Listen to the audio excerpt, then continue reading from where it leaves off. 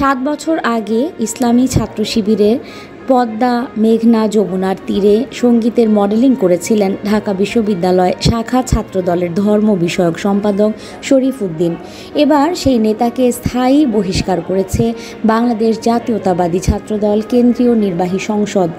সোমবার 30 জুন কেন্দ্রীয় ছাত্রদলের দপ্তর সম্পাদক মোহাম্মদ জাহাঙ্গীর আলম স্বাক্ষরিত এক বিজ্ঞপ্তির মাধ্যমে এ বহিষ্কারাদেশ নিশ্চিত করা হয়।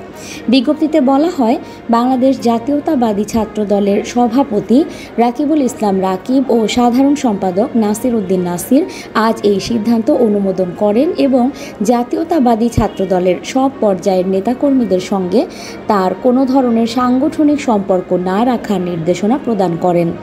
শরীফ উদ্দিন সরকার ঢাকা বিশ্ববিদ্যালয় শাখা ছাত্রদলের ধর্ম বিষয়ক সম্পাদক ছিলেন। পাশাপাশি বিশ্ববিদ্যালয়ের বঙ্গবন্ধু শেখ মুজিবুর রহমান হল শাখা ছাত্রদলের 1 নম্বর যুগ্ম সম্পাদক পদেও দায়িত্বে ছিলেন। শরীফ ঢাকা বিশ্ববিদ্যালয়ের 2017-18 শিক্ষাবর্ষের আরবি বিভাগের শিক্ষার্থী। নিউজ ডেস্ক, সংযুক্ত। সাবস্ক্রাইব করে সংযুক্তের সঙ্গে থাকুন।